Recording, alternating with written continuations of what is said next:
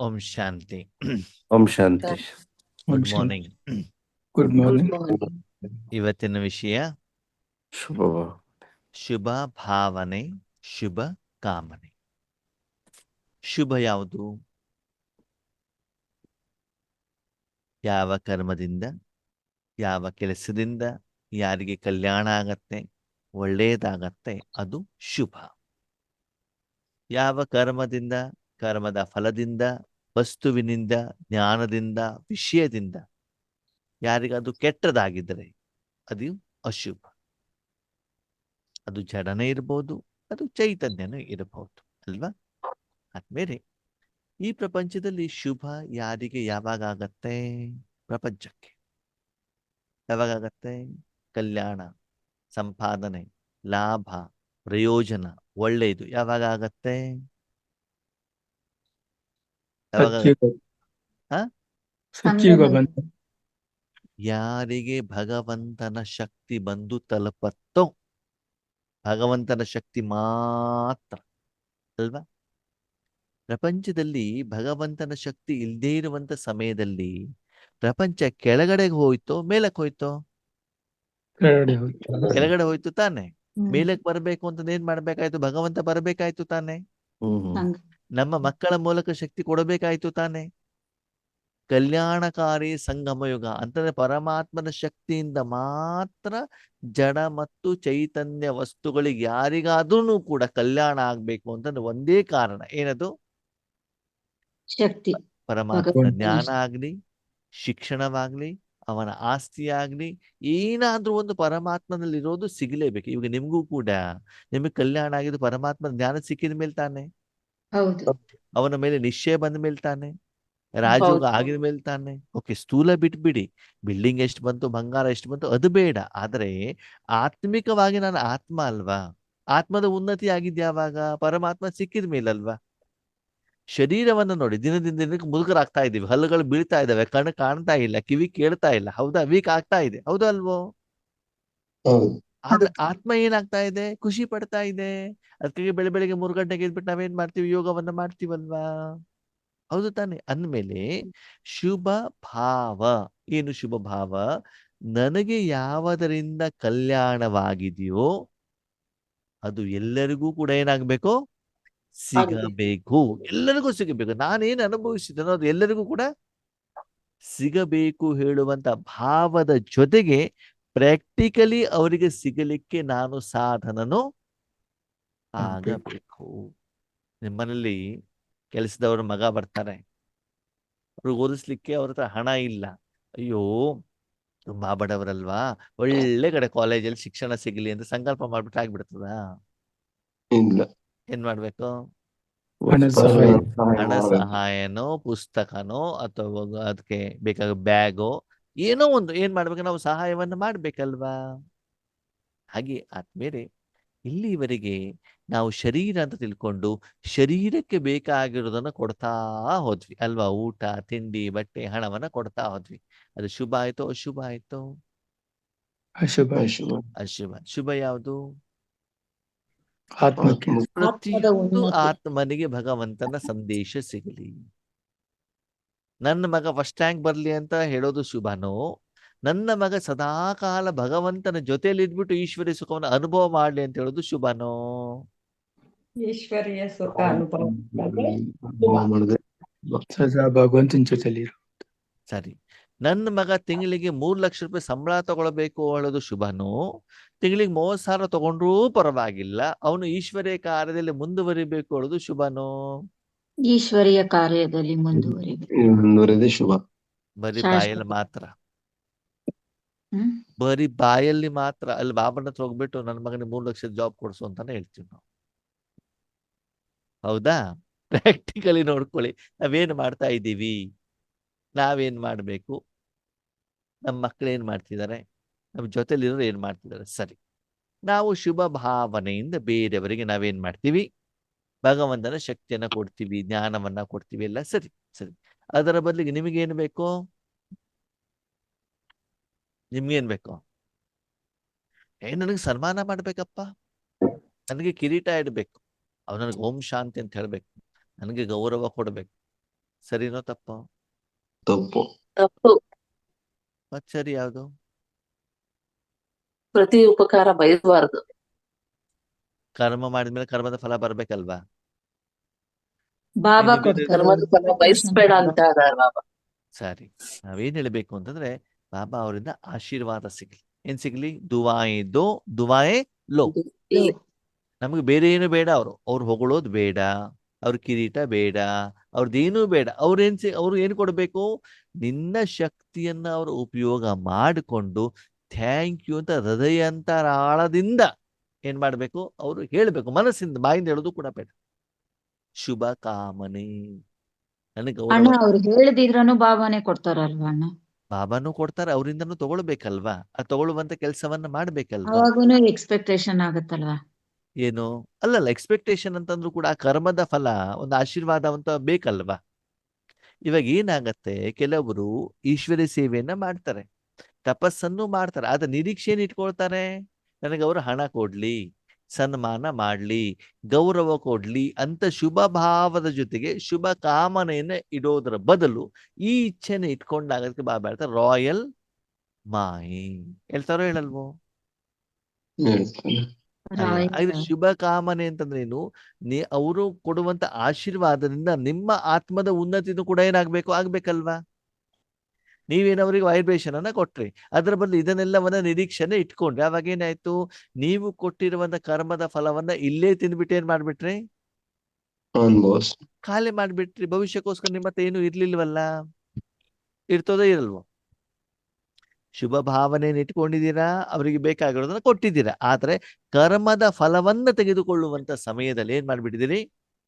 ಶರೀರಕ್ಕೆ ಬೇಕಾಗಿರೋದನ್ನ ತೆಗೆದುಕೊಂಡು ಬಿಟ್ಟಿದೀವಿ. ಅವಾಗ ಏನಾಯ್ತು? ಆ ಕರ್ಮದ ಫಲ ಯಾವ ಪ್ರಮಾಣದಲ್ಲಿ ಬರಬೇಕು ಅದು ಬರೋದಿಲ್ಲ. ಶುಭ ಭಾವ ಅಂತಂದ್ರೆ ಪ್ರತಿಯೊಂದು ಆತ್ಮನ ಪ್ರತಿ ಅವರಿಗೆ ಒಳ್ಳೆಯದಾಗ್ಲಿ. ಯಾವ್ದಿಂದ? ಸ್ಥೂಲವಾಗು ಸೂಕ್ಷ್ಮವಾಗು. ಸೂಕ್ಷ್ಮವಾಗಿ. ಎದುರುಗಡೆಗಿರುವಂತ ವ್ಯಕ್ತಿ ಆತ್ಮನೋ ಶರೀರನೋ? ಆತ್ಮ. ಆ ಆತ್ಮ. ಅವ್ರಿಗೆ ಆತ್ಮಿಕವಾಗಿ ಶುಭ ಆಗ್ಬೇಕು ಅಂತ ಹೇಳ್ಬೇಕು, ಶಾರೀರಿಕವಾಗಿ ಶುಭವಾಗ್ಲಿ ಅಂತ ಹೇಳ್ಬೇಕು? ಆತ್ಮಿಕವಾಗಿ ಶುಭವಾಗಲಿ ಅಂತ ಹೇಳ್ಬೇಕು.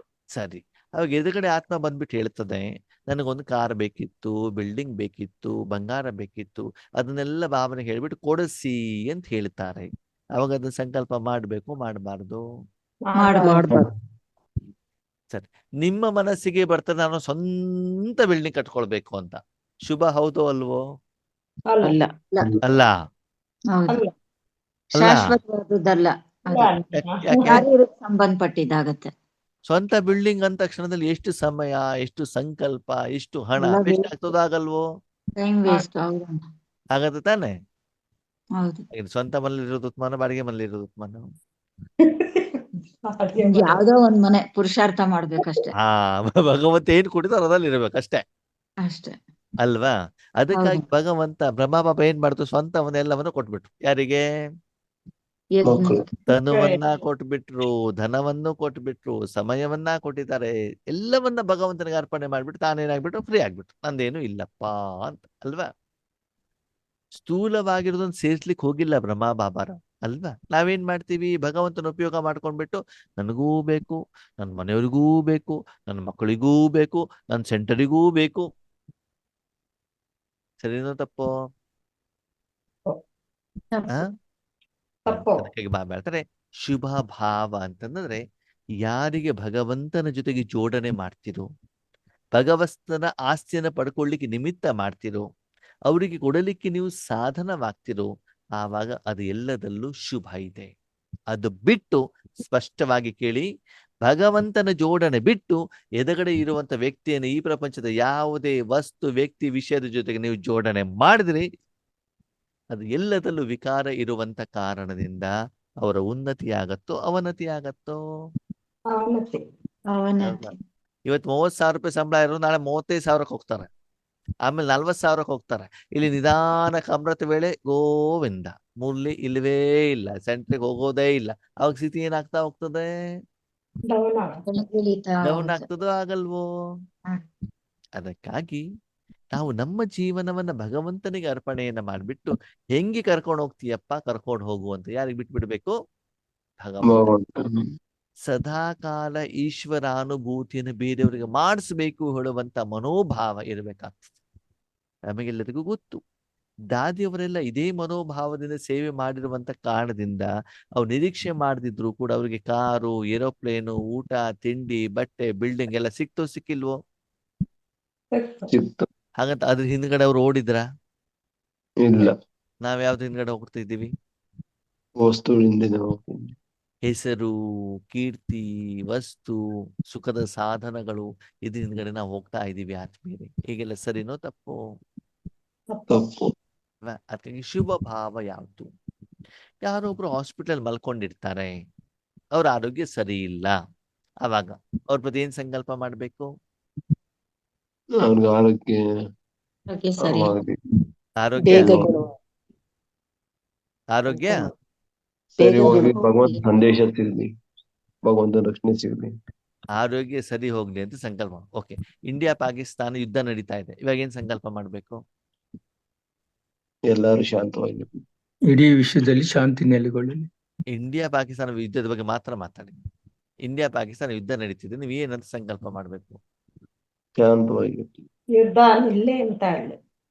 ಯುದ್ಧ ನಿಲ್ಲಿ ಅಂತ. ಯುದ್ಧ ನಿಂತ್ಬಿಟ್ಟು ವಿನಾಶ ಯಾವಾಗ ಆಗ್ತದೆ? ವಿನಾಶ ಆಗ್ಬೇಕೋ ಬೇಡವೋ?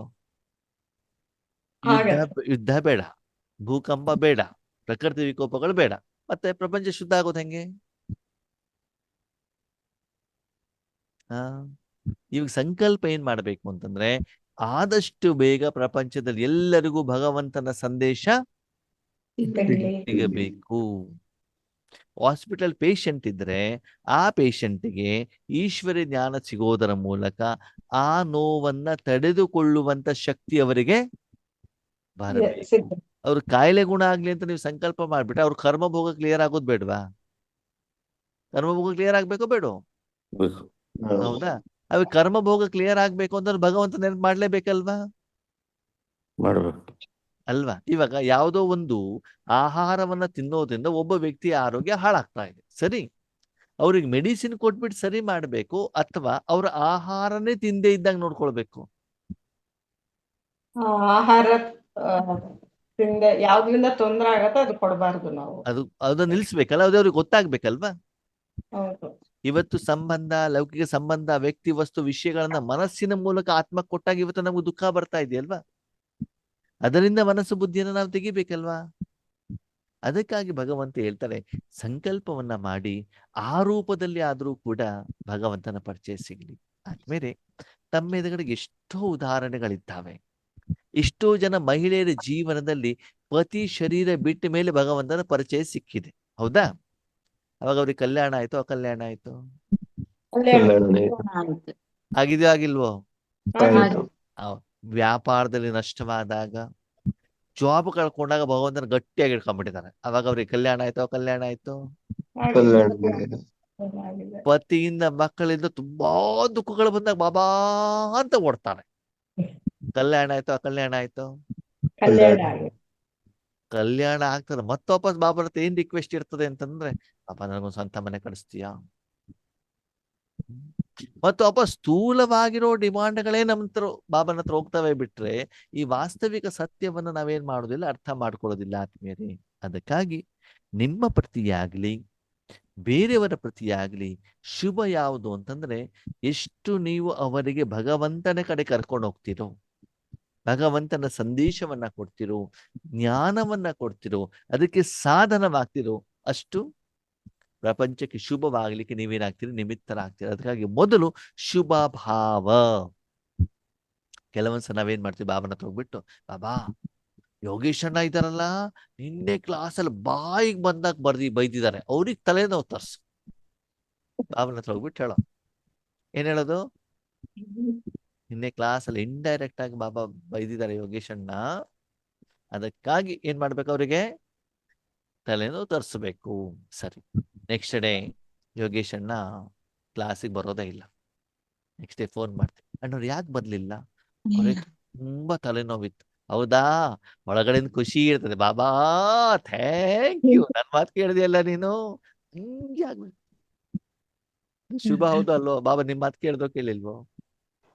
ಕೇಳಿಲ್ಲ. ಅಲ್ಲ ಕೆಟ್ಟದಲ್ಲ ನಿಮ್ ಅದು. ಮಾತನ್ನ ಕೇಳಿದ್ರಲ್ವ, ಅವ್ರಿಗೆ ತಲೆನೋವು ತೋರಿಸಿದಾರಲ್ವಾ, ನಿಮ್ ಮಾತನ್ನ ಕೇಳಿದಾರಲ್ವ, ಬಾಬನ ಮೇಲೆ ಬಾಬಾ ಮಾಡಲ್ಲ ಬಾಬನಿಗೆ ಅಂದ್ರೆ ನಿಮ್ ಮೇಲೆ ಎಷ್ಟೊಂದು ಪ್ರೀತಿ ಅಲ್ವಾ. ಶುಭನೋ ಅಶುಭನೋ? ಅಶುಭ. ಅಶುಭ. ಅಶುಭ ಆ ಅಶುಭ. ಅದಕ್ಕಾಗಿ ಎದುರುಗಡೆ ಆತ್ಮ ಏನೇ ಮಾಡಿದ್ರು ಕೂಡ ಆ ಆತ್ಮನಿಗೆ ಕಲ್ಯಾಣವಾಗಲಿ. ಆತ್ಮಕ್ಕೆ ಕಲ್ಯಾಣ ಆಗ್ಲಿ, ಶರೀರಕ್ಕೆ ಅಲ್ಲ. ಆದ್ಮೇಲೆ ಒಂದು ವಿಷಯ ಹೇಳಿ, ಸತ್ಯ ಹೇಳಿ, ನಿಮ್ಮ ಹತ್ರ ವಸ್ತುಗಳು ಜಾಸ್ತಿ ಆಗ್ತಾ ಹೋದಾಗ ಟೆನ್ಷನ್ ಜಾಸ್ತಿನೋ ಕಡಿಮೆ ಜಾಸ್ತಿ. ಜಾಸ್ತಿ. ಅಲ್ವಾ? ಒಂದು 5-10 ಡ್ರೆಸ್ ಇದೆ, ಏನೂ ಟೆನ್ಷನ್ ಇಲ್ಲ. ಯಾವಾಗ 25-30 ಡ್ರೆಸ್ಗಳಾಗ್ತಾವ ಅವಾಗಲೂ ಸಮಸ್ಯೆಗಳು. ಹೌದಲ್ವಾ? ಯಾಕೆ ಹೇಳಿ? ಯಾವ್ದು ಇಟ್ಕೊಬೇಕು, ಹೆಂಗ್ ಇಟ್ಕೋಬೇಕು. ಯಾವ್ದು ಹಾಕೋಬೇಕು, ಯಾವ್ದು ಆ ವಸ್ತುಗಳದೆಲ್ಲ ನಂದು ನಂದು ಅಂತ ಅಂದಾಗ ಅದರಲ್ಲಿರುವಂತ ಎಲ್ಲ ವಿಕಾರ ನನ್ನ ತಲೆ ಒಳಗಡೆ ಬರ್ತದೆ ಆತ್ಮೀಯರೇ, ಅಲ್ವಾ? ನೋಡಿ, ಆರಾಮಾಗಿ ಸಿಂಪಲ್ ಡ್ರೆಸ್ ಹಾಕ್ಬಿಟ್ಟು ಬಸ್ಸಲ್ಲಿ ಕುತ್ಕೊಂಡಿದ್ದೀರಾ ಅಂತಂದ್ರೆ ನಿಶ್ಚಿಂತವಾಗಿ ನಿದ್ರೆ ಬರ್ತದೆ. ಸರಿ, ಮೈ ಮೇಲೆ 25,000 ರೂಪಾಯಿ ರೇಷ್ಮೆ ಸೀರೆ, ಕುತ್ತಿಗೆಯಲ್ಲಿ ವಜ್ರದ ನೆಕ್ಲೆಸ್ಸು, ಕಿವಿಯಲ್ಲಿ ಬಂಗಾರದ ಓಲೆ, ಕೈಯಲ್ಲಿ 45,000 ರೂಪಾಯಿ ಮೊಬೈಲು, ಪರ್ಸಲ್ಲಿ ATM ಕಾರ್ಡ್. ಬಸ್ಸಲ್ಲಿ ಕೂತ್ಕೊಂಡ್ರೆ ಪಕ್ಕದಲ್ಲಿ ಯಾರೋ ಒಬ್ರು ಕೂತ್ಕೊಂಡಿದ್ದಾರೆ, ಲೇಡೀಸ್ ಇರ್ಬೋದು, ಚೆನ್ನಾಗಿ ನಿದ್ದೆ ಬರ್ತದೆ ಅಲ್ವಾ? ಬರಲ್ಲ. ಇಲ್ಲ, ಯಾಕೆ? ಕಳ್ದೋರಾಯ್ತು ಅಂತ ಅದ್ರ ಮೇಲೆ ಗಮನ. ಕಳ್ಳತನ ಮಾಡ್ಬಿಡ್ತಾರೇನೋ ಅಂತ, ಅಲ್ವಾ? ಅಂದ್ಮೇಲೆ ಈ ಪ್ರಪಂಚದ ಎಷ್ಟು ಶ್ರೀಮಂತಿಕೆ, ವಸ್ತು, ವ್ಯಕ್ತಿ, ವಿಷಯಗಳ ಜೊತೆಗೆ ನಾವು ಜೋಡಣೆ ಆಗ್ತೀವೋ ಮಾನಸಿಕವಾಗಿ, ಅಷ್ಟು ಆ ವಸ್ತು, ವ್ಯಕ್ತಿ, ವಿಷಯದಲ್ಲಿರುವಂತ ವಿಕಾರದ ಪ್ರಭಾವ ಆತ್ಮದ ಮೇಲೆ ಬೀಳಬೇಕು. ಅದಕ್ಕೆ ನಾನೂ ಕೂಡ ಒಳ್ಳೆಯವನಾಗಬೇಕು, ಪ್ರಪಂಚದ ಎಲ್ಲರನ್ನೂ ಕೂಡ ಒಳ್ಳೆಯವರನ್ನಾಗಿ ಮಾಡಬೇಕು ಅಂತಂದ್ರೆ ಎಷ್ಟು ನೀವು ಬೇರೆಯವರಿಗೆ ಭಗವಂತನ ಸಂದೇಶವನ್ನ ಕೊಡಲಿಕ್ಕೆ ನಿಮಿತ್ತರಾಗ್ತಿರೋ, ಅವರಿಗೆ ತಲುಪಿಸ್ತಿರೋ, ಅಷ್ಟು ಅವರಿಗೆ ಏನಾಗ್ತದೆ? ಶುಭವಾಗ್ತದೆ. ಹಾಗಿದ್ರೆ ಅವರಿಗೆ ಸ್ಥೂಲವಾದ ಹಣ ಕೊಡಬೇಕು, ಈಶ್ವರೀಯ ಧನ ಕೊಡಬೇಕು. ಈಶ್ವರಿ ಈಶ್ವರೀಯ ಜ್ಞಾನ ಕೊಡಬೇಕು. ನಾವು ಯಾವ್ದನ್ನು ಕೊಡ್ತಾ ಇದ್ದೀವಿ ಇವತ್ತು? ಸ್ಥೂಲವಾಗಿ. ಅಯ್ಯೋ ಅಣ್ಣವರೇ, ಮಕ್ಕಳಿಗೋಸ್ಕರ ಅದು ದುಡಿಬೇಕಲ್ವಾ? ಸ್ಥೂಲವಾದ ಧನವನ್ನ ಕೊಡ್ತೀವಿ. ಇನ್ನೂ ನನಗೆ ಬೇಜಾರಾಗೋದೇನು ಗೊತ್ತಾ? ನಮ್ಮ ಮಕ್ಕಳನ್ನ ಧರ್ಮಸ್ಥಳ, ಶೃಂಗೇರಿ, ಊಟಿ, ವೈಷ್ಣೋದೇವಿ ಎಲ್ಲ ಕಳಿಸ್ತೀವಿ. ಬಾಬನ ಮನೆ ಬಟ್ಟಿ ಇದೆ ಕಳಿಸೋದೇ ಇಲ್ಲ.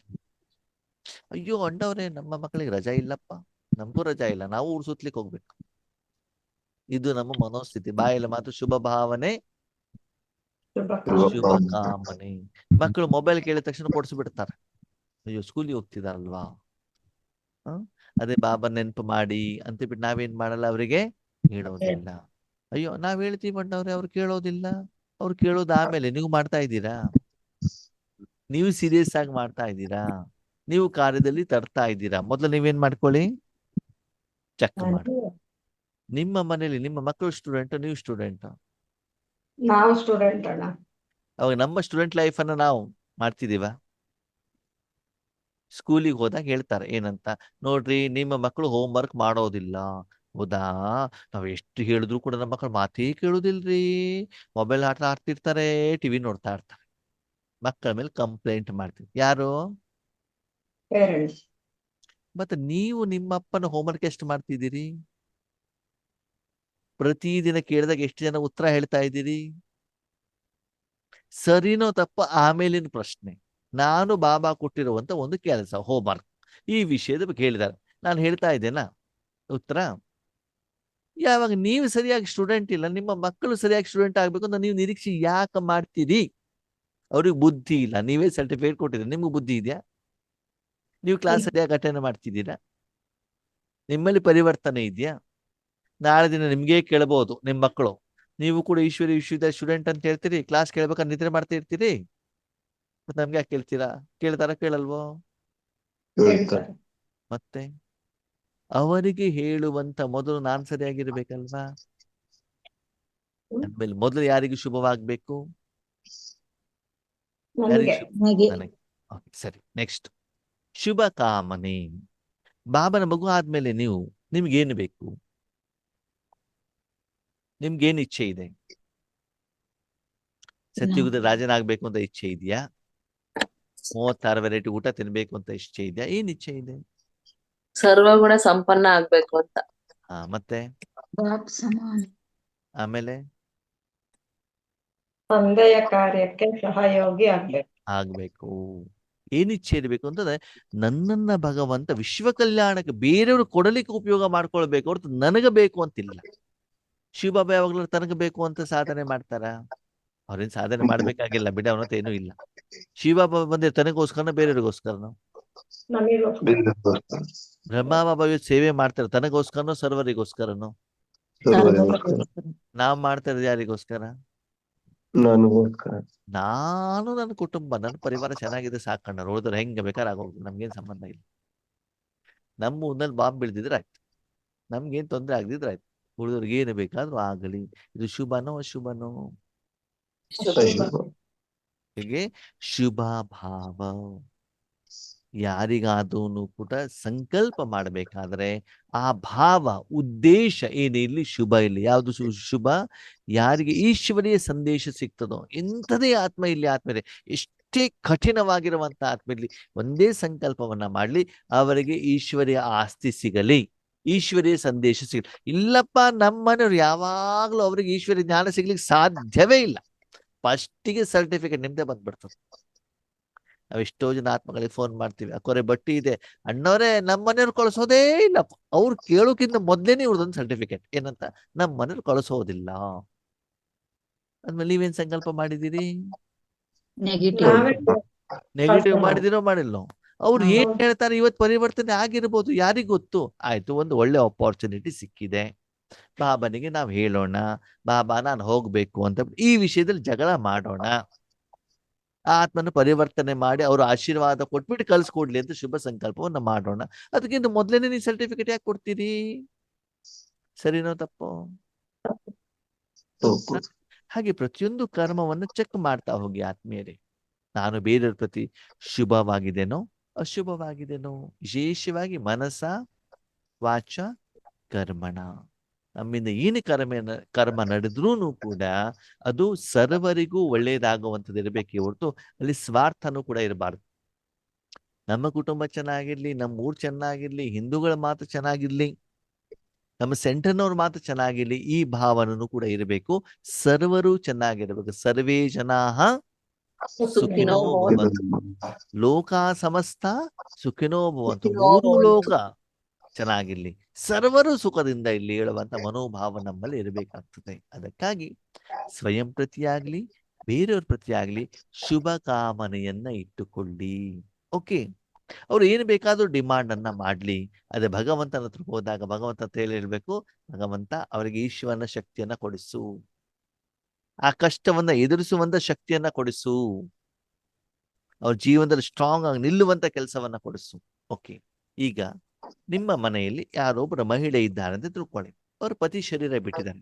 ಅವ್ರಿಗೆ ಬಂದಾಗ್ಲೆಲ್ಲ ಹಣ ಕೊಡ್ಬೇಕು ಅಥವಾ ಅವ್ರಿಗೆ ಶಿಕ್ಷಣವನ್ನ ಕೊಟ್ಬಿಟ್ಟು ಅವ್ರು ಜಾಬ್ ಮಾಡ್ಕೊಳ್ಳುವಾಗ ನೋಡ್ಕೊಳ್ಬೇಕು ಶಿಕ್ಷಣ ಕೊಟ್ಟು ಜಾಬ್ ಮಾಡೋದಕ್ಕೆ ಅಲ್ವಾ? ಅವ್ರ ಕಾಲ ಮೇಲೆ ಅವ್ರು ನಿಂತ್ಕೊಳ್ಬೇಕಲ್ವಾ?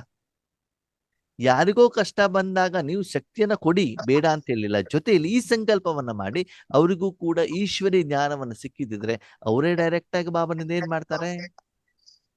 ತಗೊಂತಾರೆ. ಶಕ್ತಿ ಪಡ್ಕೊಳ್ತಾರೆ, ಮತ್ತೆ ಬೇರೆಯವ್ರಿಗೂ ಕೂಡ ಕೊಡ್ತಾರಲ್ವಾ? ಅದಕ್ಕಾಗಿ ಆತ್ಮೀಯರೇ, ನಿಮ್ಮಲ್ಲಿ ವಿನಂತಿ ಏನು ಅಂತಂದ್ರೆ, ನಿಮ್ಮ ಸಂಬಂಧಿಕರು, ನಿಮ್ಮ ರಕ್ತ ಸಂಬಂಧಿಗಳು, ನಿಮ್ಮ ಸ್ನೇಹಿತರು ಯಾರೇ ಇಲ್ಲಿ ಒಂದೇ ಸಂಕಲ್ಪವನ್ನ ಮಾಡಿ ಎಲ್ಲರಿಗೂ ಏನ್ ಸಿಗ್ಲಿ? ಈಶ್ವರೀಯ ಇವತ್ತೇನು ಯುದ್ಧ ನಡೀತಾ ಇದೆ, ಯುದ್ಧದ ಮೂಲಕ ಜನರಿಗೆ ವಾಸ್ತವಿಕತೆ ಅರ್ಥ ಆಗ್ಬಿಟ್ಟು ಅವರೆಲ್ಲ ಬೇಗ ಬೇಗ ಬೇಗ ಬೇಗ ಏನ್ ಮಾಡ್ಲಿ? ಈಶ್ವರ ಅನುಭೂತಿಯನ್ನ ಮಾಡ್ಲಿ. ಇದ್ಯಾವುದು ಸತ್ಯ ಇಲ್ಲ, ಮಾಡಿದ್ದೆಲ್ಲ ಹೊರಟು ಹೋಗುತ್ತೆ ಹೇಳುವಂತ ಅವ್ರಿಗೇನ್ ಬರ್ಬೇಕು? ವೈರಾಗ್ಯ ಬರ್ಬೇಕಾಗ್ತದೆ. ಭಗವಂತ ಹೇಳ್ತಾ ಅವ್ರಿಗೆ ವೈರಾಗ್ಯ ಬರ್ತಾ ಇದೆ, ಆದ್ರೆ ನಿಮ್ಮ ಎದುರುಗಡೆಗೆ ಬಂದ್ರೆ ಕೊಡ್ಲಿಕ್ಕೆ ನಿಮ್ಮ ಹತ್ರಷ್ಟು ಸ್ಟಾಕ್ ಇದೆಯಾ ಸ್ಟಾಕು? ಇವತ್ತು ಶರೀರಕ್ಕೆ ಬೇಕಾಗಿರುವಂತ ಹಾಸ್ಪಿಟಲೈಸೇಷನ್, ಮೆಡಿಸಿನ್ಸ್ ಎಲ್ಲವನ್ನು ಸ್ಟಾಕ್ ಮಾಡ್ತಾ ಇದ್ದಾರೆ ಸರ್ಕಾರದವರು ಅಲ್ವಾ? ಆದ್ರೆ ಶಾಂತಿ, ಸುಖ, ಸಂತೋಷ, ಆನಂದ, ನೆಮ್ಮದಿ ಸ್ಟಾಕ್ ಇದೆಯಾ ನಮ್ಮ ಹತ್ರ ಕೊಡುವಷ್ಟು? ಇಲ್ಲ ಅಲ್ವಾ? ಅದಕ್ಕಾಗಿ ಆದ್ಮೇಲೆ ನಿಮ್ಮ ಇಚ್ಛೆಗಳನ್ನ ಒಂದ್ಸಲ ಪ್ರಶ್ನೆ ಮಾಡ್ಕೊಳ್ಳಿ. ನಮ್ಮ ಭಾವನೆಗಳು ಏನಿದಾವೆ? ಸರ್ವರಿಗೂ ಶುಭವಾಗೋದು ಅಂತಂದ್ರೆ ಭಗವಂತನ ಶಕ್ತಿಯನ್ನ ತಲುಪಿಸೋದು ಮಾತ್ರ ಶುಭ. ಅದಕ್ಕೆ ಮಾಡ್ತಾರೆ ವಾಚಾ ಸೇವೆನೂ ಬೇಡ, ಧನ ಸೇವೆ ಬೇಡ, ಅಟ್ಲೀಸ್ಟ್ ಮನ್ಸಾ ಸೇವೆನಾದ್ರೂ ಕೂಡ ಏನ್ ಮಾಡ್ಬೋದು? ನೀವು ಮಾಡ್ಬೋದು ತಾನೆ? ಅದಕ್ಕಾಗಿ ಶುಭ ಭಾವನೆ, ಶುಭ ಕಾಮನೆ, ತನ್ನ ಪ್ರತಿನೇ ಇರ್ಲಿ, ಸರ್ವರ ಪ್ರತಿ ಇರ್ಲಿ. ಓಕೆನಾ? ಅದಕ್ಕಾಗಿ ಯಾರನ್ನು ಕೂಡ ಕೆಳಗಡೆ ಇಳಿಸುವಂತ ಕೆಲಸವನ್ನ ಮಾಡ್ಬೇಡಿ. ಅಪ್ಪ ಅವ್ರಿಗೆ ಪ್ರೋಗ್ರಾಮ್ ಸಿಗಬಾರ್ದು, ಅವ್ರು ಸರಿ ಇಲ್ಲ, ನಾನು ಅವ್ರಿಗಿಂತ ಮೇಲಕ್ಕೆ ಹೋಗ್ಬೇಕು, ಸಂಕಲ್ಪ ಮಾಡ್ಬೇಕು ಮಾಡಬಾರ್ದು? ಮಾಡ್ಬಾರ್ದು. ಮಾಡ್ಬಾರ್ದು. ಮಾಡಬಾರ್ದು. ಯೋಗೇಶನ್ ಅವ್ರ ಹತ್ರ ಯೋಗ ಮಾಡಿಸ್ಬಾರ್ದಪ್ಪ, ನನ್ನ ತಾನೇ ಮಾಡಿಸ್ಬೇಕು, ಸಂಕಲ್ಪ ಮಾಡ್ಬೇಕು ಮಾಡಬಾರ್ದು? ಮಾಡಬಾರ್ದು. ಪಾಪ ಅವ್ರಿಗಾದೂ ಕೂಡ ಅವಕಾಶ ಸಿಗಲಿ, ಅವರು ಮುಂದುವರಿಲಿ, ನಮ್ಗೆ ಯಾರು ಎದುರುಗಡೆ ಇಲ್ದಿದ್ರು ಕೂಡ ನಾವು ಯೋಗ ಮಾಡ್ಲಿಕ್ಕೆ ಅವಕಾಶ ಇದೆ, ಆ ಭಾವನೆ ನಮ್ಮಲ್ಲಿ ಇರಬೇಕು ತಾನೆ. ಹಾಗೆ ಆದ್ಮೇಲೆ ನಿಮ್ಮ ಜೀವನವನ್ನು ಸೂಕ್ಷ್ಮವಾಗಿ ಒಬ್ಬರೇ ಕೂತ್ಕೊಂಡು ಚೆಕ್ ಮಾಡ್ತಾ ಹೋಗಿ, ನಮ್ಮ ಮನಸ್ಸಿನಲ್ಲಿ ಏನೇನು ಇಚ್ಛೆಗಳು ಇವತ್ತು ಇದೆ. ಆಮೇಲೆ ಅದು ಒಂದು ವಿಷಯ ಗೊತ್ತಿರ್ಲಿ, ಈ ಶುಭ ಭಾವ ಬರಬೇಕು ಅಂತಂದ್ರೆ ಆ ಶುಭ ಸುಖದ ಅನುಭವ ನಿಮಗೆ ಆಗಿರ್ಬೇಕು. ತುಂಬಾ ಜನರನ್ನ ನೋಡಿದ್ದೇನೆ, ಬಾಯಲ್ಲಿ ಮಾತ್ರ ಶುಭ ಶುಭ, ಮತ್ ಮನೆಗೆ ಹೋದ್ಮೇಲೆ ಸಮಯ, ಸಂಕಲ್ಪ, ಶಕ್ತಿ ಎಲ್ಲ ಶರೀರ, ತನು, ಧನ, ಜನರ ಪ್ರತಿನೇ ಇರ್ತದೆ ಹೊರತು ಆತ್ಮದ ಪ್ರತಿ ಇರೋದಿಲ್ಲ. ಇಷ್ಟು ವರ್ಷದವರೆಗೆ ನಾವು ಕೊಟ್ಟಿದ್ದು ಯಾವುದಕ್ಕೆ? ಆತ್ಮಕ್ಕೋ ಶರೀರಕ್ಕೋ? ಶರೀರಕ್ಕೆ. ತನುಗೆ ಕೊಟ್ವಿ, ಧನಕ್ಕೆ ಮಾಡಿದ್ವಿ, ಜನರಿಗೋಸ್ಕರ ಮಾಡಿದ್ವಿ, ಆತ್ಮಕ್ಕೋಸ್ಕರ ಮಾಡಿದ್ವಾ? ಇಲ್ಲ. ನಿಜವಾದ ಸುಖ ಇರೋದು ಆತ್ಮ ಕೊಟ್ಟಾಗ್ಲೋ ಸಾಧನ ಕೊಟ್ಟಾಗ್ಲೋ ಆತ್ಮ ಕೊಡ್ತೇನೆ. ಅಲ್ವಾ? ಅದಕ್ಕೆ ಕೊಡುವಂತ ಸಮಯ ಇವತ್ತು ಬಂದಿದೆ ಆತ್ಮೀಯರೇ. ಅದಕ್ಕಾಗಿ ಪ್ರತಿಯೊಂದು ಆತ್ಮನ ಪ್ರತಿ ಅವ್ರು ಯಾರೇ ಇಲ್ಲಿ, ಎಷ್ಟೇ ಒಳ್ಳೆಯವರಿರ್ಲಿ, ಎಷ್ಟೇ ಕೆಟ್ಟವರಿರ್ಲಿ ಅಲ್ವಾ, ಎಷ್ಟೇ ಹಣ ಸಂಪಾದನೆ ಮಾಡಿದ್ರು ಕೂಡ ಆತ್ಮಿಕ ಸುಖ ಇಲ್ಲ ಅಂತಂದ್ರೆ ಅವರ ಜೀವನ ನಿರರ್ಥಕ. ಹೌದು ಅಲ್ವೋ? ಹೌದು. ಹೌದು. ಅದಕ್ಕಾಗಿ ಸರ್ವರಿಗೂ ಕೂಡ ಈಶ್ವರಿ ಸುಖವನ್ನು ತುಂಬಿ ತುಂಬಿ ಕೊಡಲಿಕ್ಕೆ ನಾವೇನ್ ಮಾಡೋಣ? ಸಂಕಲ್ಪವನ್ನ ಮಾಡೋಣ. ನಾವು ಕೂಡ ಮುಂದುವರಿಯೋಣ, ಬೇರೆಯವರನ್ನೂ ಕೂಡ ಏನ್ ಮಾಡೋಣ? ಮುಂದುವರಿಸೋಣ. ಅವರನ್ನೂ ಕೂಡ ಹೋಗಲಿಕ್ಕೆ ಅವರಿಗೆ ಸಹಯೋಗವನ್ನು ನಾವೇನ್ ಮಾಡೋಣ? ಕೊಡೋಣ.